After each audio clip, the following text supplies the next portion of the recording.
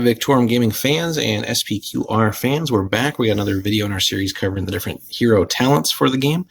And today we're going to take a look at what's called Leader of Men, which is a very good talent tree to be invested in. Does a lot of different things for your army. So let's take a look. So it's a fairly linear tree until the very end there where it branches off. So if you want to get to the those last few abilities, you definitely have to put some time and investment into the tree here. So Leader of Men. So the hero knows the ways of command and has an authority that rivals that of a general.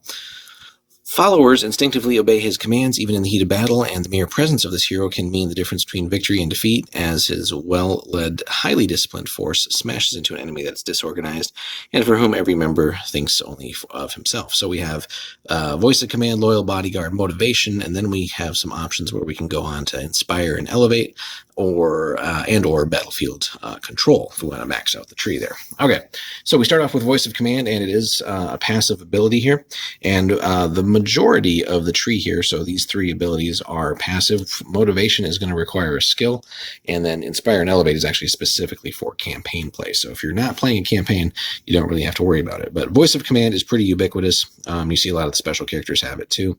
So so long as the hero is visible and shouting orders, all other units in the force become more courageous and more resistant to the wiles of the enemy. Every friendly unit within 6 inches of the hero gains +1 bonus on all bravery checks. Does not include the hero himself. So this is going to be more for your heroes that are going to be surrounded by multiple friendly units. So ideally, probably some hero that's either leading a couple of units, or is probably more likely in like the center of your battle line. But a bravery bump is certainly a cool thing, especially on some of those armies where maybe the hero maybe you haven't invested so much on that in the hero, and the hero doesn't start out with a great stat in bravery, or again your army doesn't really have all that much in the way of bravery. So, but it can also be pretty strong for things like some of the like Gauls and Germanians and stuff like that, where they have that strength in numbers rule, which will buff their bravery up. So this you can even add to it, and as long as those numbers stay up, this is kind of like an extra buff to that, or a little bit of a fail-safe as those numbers start to dwindle. So definitely a good one to pick up. Loyal Bodyguard goes in a little bit of a different direction, and really you're going to want 2 heroes for this because otherwise it doesn't really work. So you want to select one hero in the warband of the same or lower level as this hero. This model has grown in undying loyalty to his leader and will gladly sacrifice himself if it means the hero will go on to greater things. So long as this model is within 1 inch of the hero, any attack aimed at the hero may instead be directed towards the Loyal Bodyguard. So again, we saw a lot of special characters have access to that, and basically you need, again, that second hero, but that hero is basically there to sort of tank damage for you. If you find yourself in a bit of a bad spot, that hero can absorb all that damage, and hopefully they'll survive for a little bit, so then you can actually put some damage through.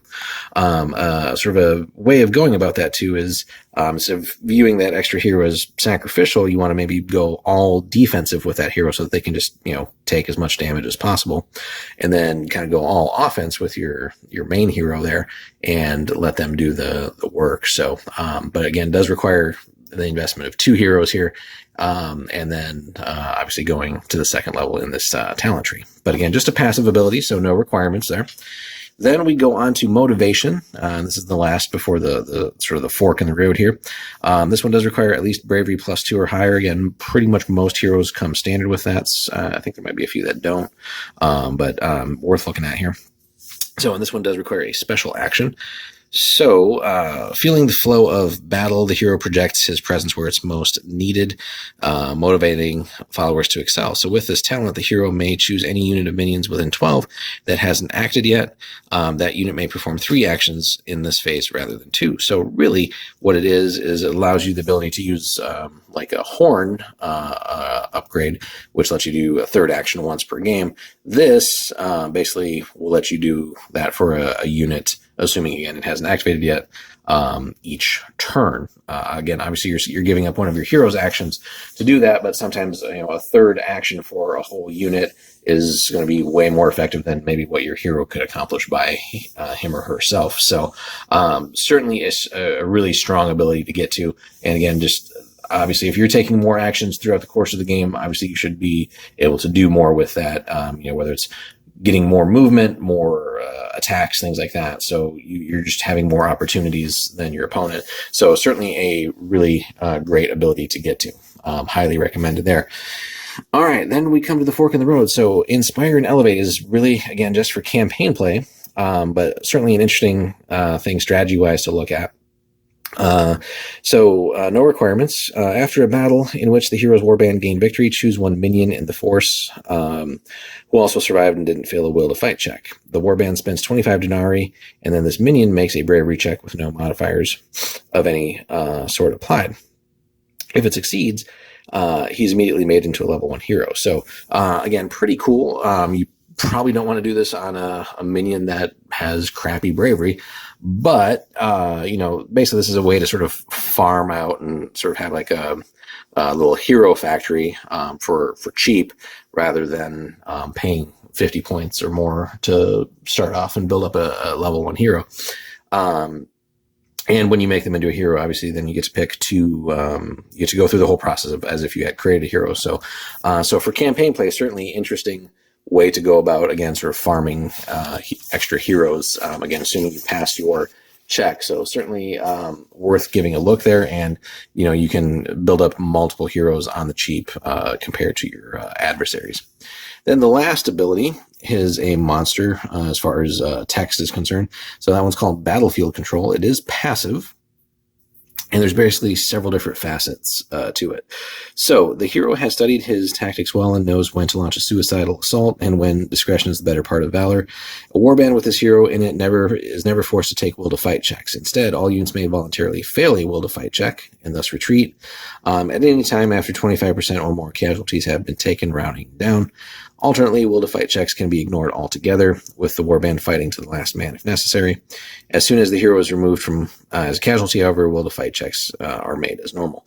So depending on the situation, and again, this has some campaign applications to whether you actually want to essentially run away or fight down to the last man. But certainly in a competitive aspect, if you're playing like a tournament or something, or you just really want to stick around, being able to just essentially decide that, hey, we're gonna stick around to the last man. This is going to be a game of attrition, and you're going to take as many of the enemy with you, making it either in like a campaign as expensive for them as possible. And heck, you might even pull out the win that way.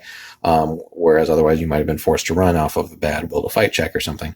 So it has a lot of different components to it like that. So certainly, again, well worth getting to as well. But again, that's a whole lot of investment in that tree, with that being essentially either the 4th or 5th ability, depending on how you go. So overall, Leader of Men is certainly something that everybody should be looking at for their heroes at various stages in a campaign, or certainly just if you're building like more about like a tournament list, whatever format that might take. There's definitely a lot of good stuff in this. So this is definitely one of the best tech trees overall, and doesn't necessarily require you to have any sort of particular theme to your army, whether like, infantry, cavalry, or whatever. This will work for everybody. So if you guys have enjoyed this video, go ahead and give us a like and subscribe if you haven't already, and then stay tuned for more SPQR content.